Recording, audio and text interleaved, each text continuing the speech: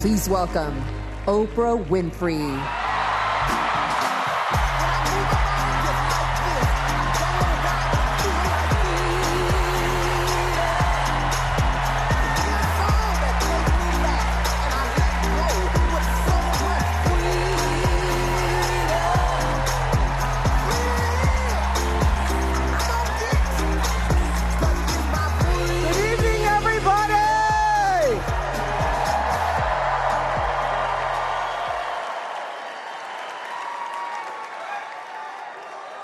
Who says you can't go home again?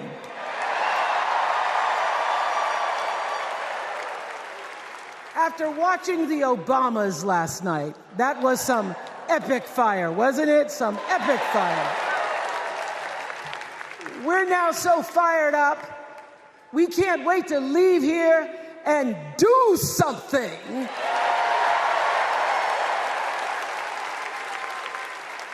And what we're going to do is elect Kamala Harris as the next president of the United States.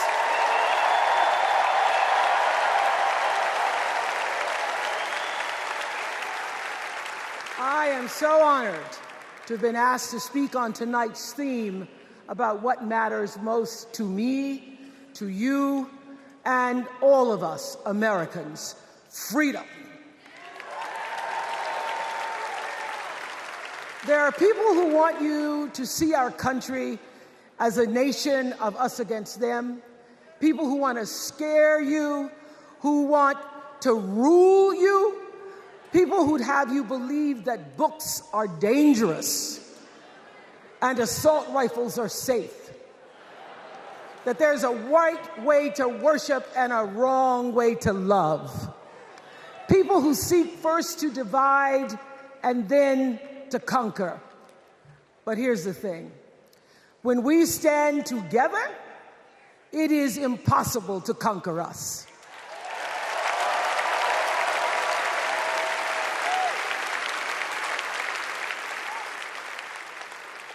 In the words of an extraordinary American, the late Congressman John Lewis,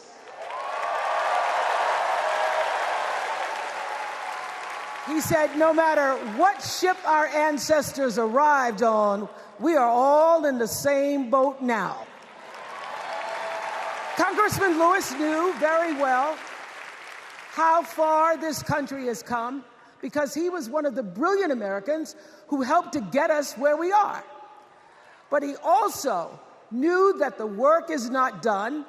The work will never be done because freedom isn't free. America is an ongoing project. It requires commitment. It requires being open to the hard work and the heart work of democracy. And every now and then, it requires standing up to life's bullies.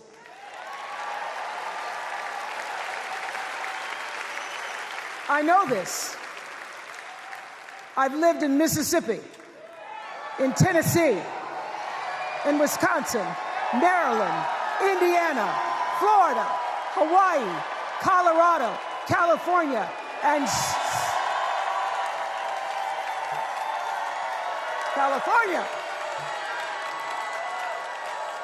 sweet home Chicago, Illinois.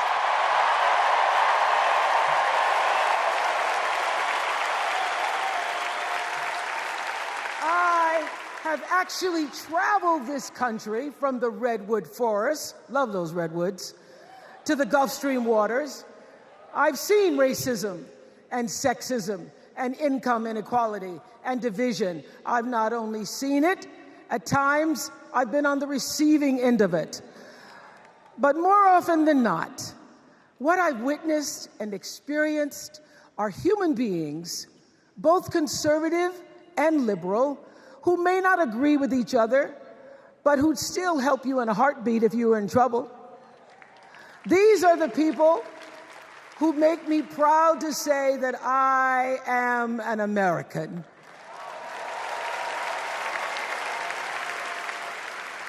They are the best of America. And despite what some would have you think, we are not so different from our neighbors. When a house is on fire, we don't ask about the homeowner's race or religion. We don't wonder who their partner is or how they voted. No. We just try to do the best we can to save them. And if the place happens to belong to a childless cat lady,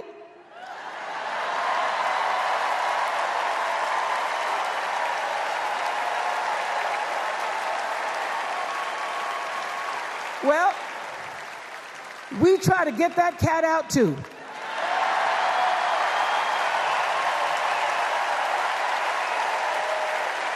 Because we are a country of people who work hard for the money. We wish our brothers and sisters well, and we pray for peace.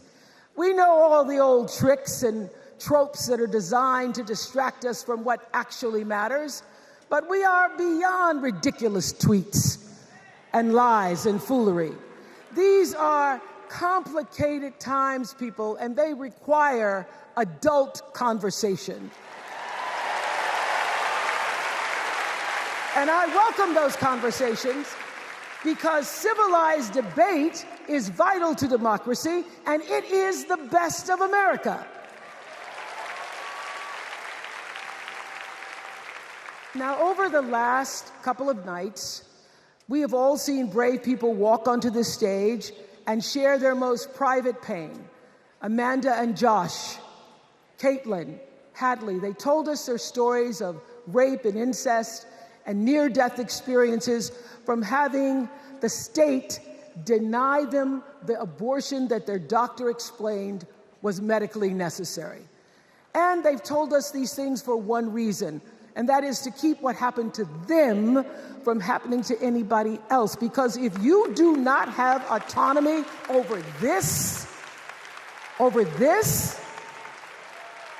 if you cannot control when and how you choose to bring your children into this world and how they are raised and supported, there is no American dream.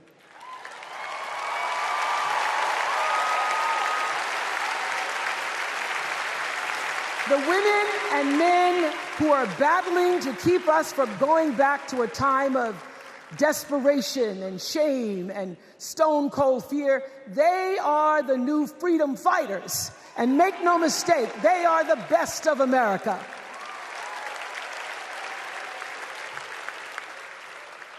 I want to talk now about somebody who's not with us tonight. Tessie Prevost Williams was born in New Orleans not long after the Supreme Court ruled that segregated public schools were unconstitutional. That was in 1954, same year I was born. But I didn't have to head to first grade at the all-white McDonough 19 school with a U.S. Marshal by my side like Tessie did. And when I got to school, the building wasn't empty like it was for Tessie. You see, rather than allowing McDonough to be integrated, parents pulled their kids out of the school, leaving only Tessie and two other little black girls, Gail Etienne and Leona Tate, to sit in a classroom with the windows papered over to block snipers from attacking their 6-year-old bodies. Tessie passed away 6 weeks ago. And I tell this story to honor her tonight because she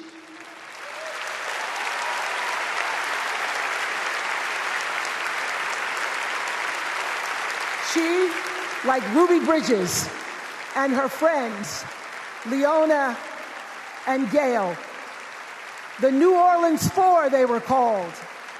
They broke barriers, and they paid dearly for it. But it was the grace and guts and courage of women like Tessie Prevost Williams that paved the way for another young girl who 9 years later became part of the second class to integrate the public schools in Berkeley, California. And it seems to me that at school and at home, somebody did a beautiful job of showing this young girl how to challenge the people at the top and empower the people at the bottom. They showed her how to look at the world and see not just what is, but what can be. They instilled in her a passion for justice and freedom and the glorious fighting spirit necessary to pursue that passion. And soon, and very soon,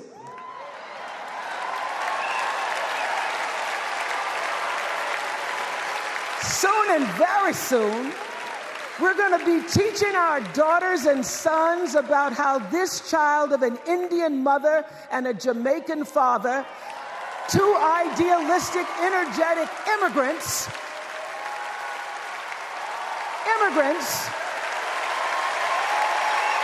how this child grew up to become the 47th president of the United States.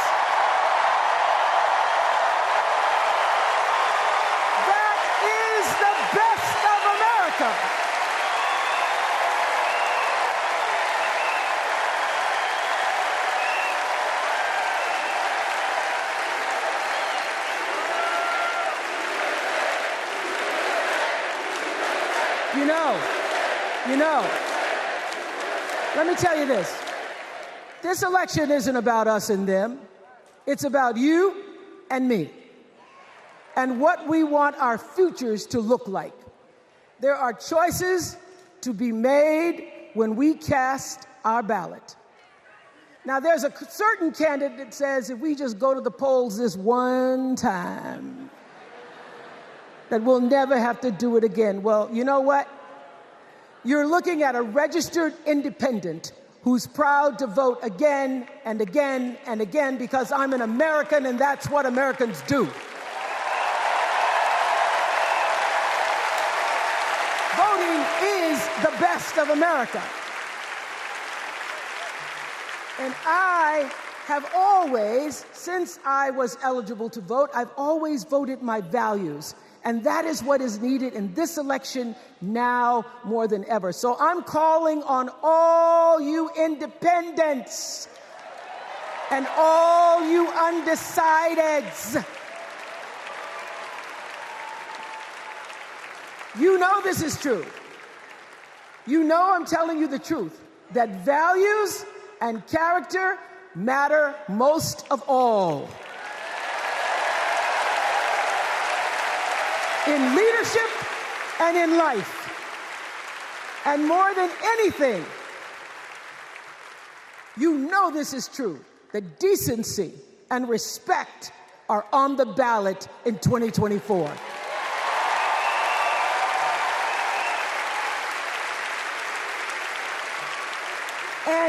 And just plain common sense. Common sense tells you that Kamala Harris and Tim Walz can give us decency and respect. They're the ones that give it to us. So, we are Americans. We are Americans. Let us choose loyalty to the Constitution over loyalty to any individual. Because that's the best of America. And let us choose optimism over cynicism, because that's the best of America. And let us choose inclusion over retribution. Let us choose common sense over nonsense.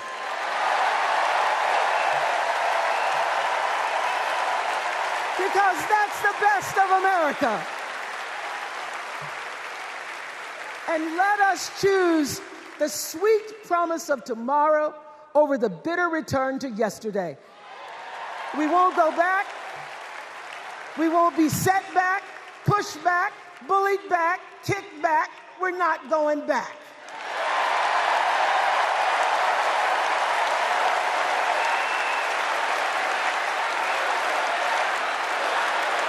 Not going back. We're not going back. So, let us choose. Let us choose truth. Let us choose honor. And let us choose joy.